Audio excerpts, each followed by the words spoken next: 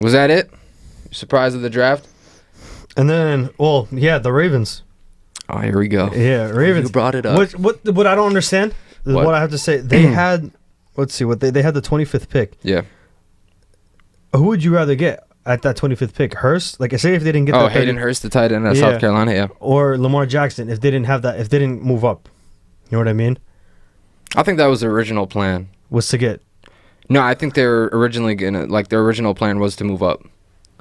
To take it from the... to take Lamar. Yeah. Because I realize this is Ozzie Newsome, one of the best GMs in our era in the NFL for the Ravens. This is his last draft as a GM. I think he's going to retire at the end of the year. He's moving on or something. And he wanted to make a splash, and boy, did he ever. Yeah. But you want me to get into it? Yeah, go ahead. All right, let me get into it. Brought it up. This is actually my pick of the draft, okay? I think the Baltimore Ravens won this draft, not because of necessarily. You can look at some other teams that pick based on needs they needed to fill, or value picks from the first round all the way down to the 7th round. I honestly think Lamar Jackson is the best player in this draft. I think he's going to have the best career out of any people in this draft. All right, and people, knock him, and he was supposed to be a top 10 pick before all the speculation, all the rumors came out. And then at the combine they asked him to try out as a wide receiver, or to test your skills as a wide receiver. You know how insulting I thought that was to him. I mean, he's not. This guy's a Heisman Trophy winner. All right, I get it. That there have been. This is my thing. You remember when the dual threat quarterback became a thing a few years ago, when it first started with like Colin Kaepernick and the RG3s, the Russell Wilsons, who am I missing out on? The Cam Newtons of the world, and then you can go back to the Michael Vicks of the world and the Randall Cunninghams and Andrew Luck. So this has always been not really dual threat where you're gonna run. But they can. Yeah, you're right. Yeah. But it's not necessarily the same thing. Yeah, I know what you. Yeah. And for some odd reason, these last few years, teams have gotten away from that, where they call it that's not the way to go. Even the Vince Young of the world, who did ultimately, even though he's not in the league right now, he still finished with the winning record in the NFL, regardless of what you think about him as a dual threat quarterback. Him and Chris Johnson had one spectacular year there. So that was my whole thing about it, about the dual threat quarterbacks, and I think those storylines, and because of RG3's injury history and the mess that happened between him and the Redskins, and the mess that happened between Colin Kaepernick, and those two incidents, and those two guys, and Vince Young not panning out, I think that was the thing that made people, think twice about a guy like Lamar Jackson coming into the draft. And I thought it was just extremely unfair to him, because this guy's gets school records everywhere. I mean, we could talk about, Saquon. I mean, I could throw the numbers at you now. We could talk about Saquon Barkley, him being best running back in this draft, right? He might be a revolutionary back. I really do believe that. I really believe he's going to be the face of the Giants for the next 10, 15 years. And what you talked about, a couple weeks ago, the Giants wanted to get back to their old ways, running the ball, and him being the face of the franchise. Yeah, but there's this guy named Lamar Jackson who did, have more rushing yards in college than Saquon Barkley. He had more rushing touchdowns than Saquon Barkley did. People talk about he's not a complete polished quarterback. He doesn't have the greatest mechanics. He doesn't have the greatest accuracy as a passer. Why does he have a better QBR than Josh Rosen and Josh Allen and Sam Darnold? I mean, but look, he has a higher completion percentage than Josh Allen. Wasn't the same thing with Tim Tebow? No, it wasn't the same thing at all. His mechanics aren't as bad as those guys. And you remember what I talked about, I've been a fan of Lamar Jackson for a while. Remember when I brought up the Michael Vick tweet about, him coming out and saying that, this guy is 5 times better than I was in college. And I'm like, when some guy, and you know how much I love Michael Vick, growing up. When Mike Vick says that about somebody, I'm going to take a hard, good look at him. And this guy was the truth, nothing but the truth, so help you God. All right, down there at Louisville, okay? And the thing that people, I didn't understand about it was that Bobby Petrino down there at Louisville, he runs a pro-style offense. So a lot of it is based on vertical passing game, kind of similar to what a Bruce Arians used to do back in Arizona with the way he used to call. And we know Bruce Arians was a huge fan of Lamar Jackson. He was talking about, before the draft even went down, that the Cardinals should be shooting for Lamar Jackson with that number 15 pick. They wound up getting Josh Rosen, but go ahead. I was going to say, why do you... it's going to kind of change the pathway, but why do you think he fell so far? I just think that, because they're afraid of that style. No, because you have to completely change your scheme to suit him, and because they've seen recent history of it not succeeding. So are you saying now that Flacco's done?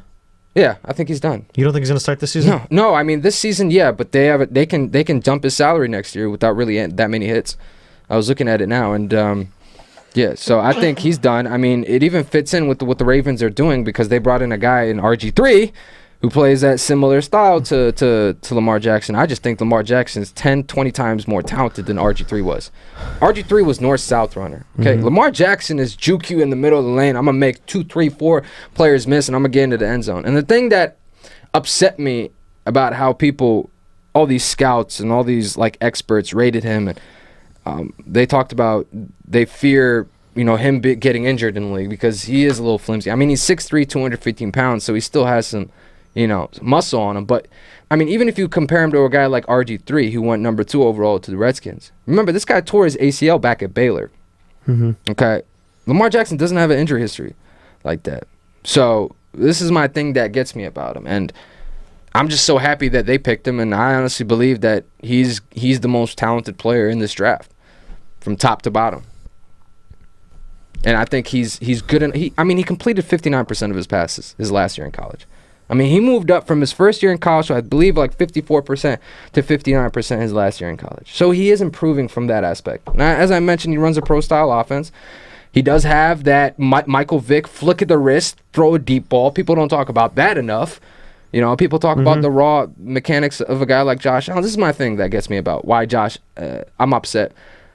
Because of how people describe Josh Allen and how high he went, even with all that thing that came out about him on Twitter. Remember that? On draft day. All these reports came out, and this is what he tweeted about. This is the racial tweets that he put out years ago. And he that was saying that it was song lyrics and but he still lyrics. won number 7 overall. My thing is they call him raw, and he's as raw as it gets, man. Yeah. He's as raw as it gets. And I get it. He's in a small school from Wyoming. There's small sample size on him. He just recently started playing quarterback. He only had like 1,700 yards passing in college, and I get it. The one guy you can look at and be like, this is why we look at Josh Allen differently, is because of Carson Wentz. That's the exact same guy. Not the exact same player, but the exact same story. Yeah. No, the exact same story because he comes from a small school in South Dakota. Not many people knew about him. He was injured his last year. There wasn't too much, tape of him to begin with, so I get it. But I'm like, if you can pick Josh Allen, number 7 overall, with not as much success in college, and you calling him raw, why are we looking at somebody in Lamar Jackson, who you guys call quote-unquote raw, but yet he has to fall to the 32nd overall pick, and it took a team to trade up back in the first round for you guys to pick him? I just think there's more to that story than I just can't believe that that's the only case with that. I don't know, man. So what do you say? He should have gone first overall? No. I just think I just thought he should have been at least top 15 pick. Well, I mean, who would take him in the top 15? I thought Arizona was going to pick him because I think they would have. I think they would have been the perfect team for him. Because that's Bruce Arians' team that he left. Yeah, and I'm assuming the coaching staff there is going to run a similar offense to what Bruce Arians had run. With the vertical passing game, similar to Bobby Petrino in college at Louisville. So I thought that would have been a perfect fit for him. But I don't know. For me, I get it. He's a prototypical quarterback. He has the perfect size. He has the perfect arm. About Josh Allen, they played it safe. I'm like, Josh Allen, 56% completion percentage his last year in college. You mean Josh Rosen? No, Josh Allen. Okay. 56% completion percentage. And yet this guy is supposed to be like a next great, but Lamar Jackson, 59%.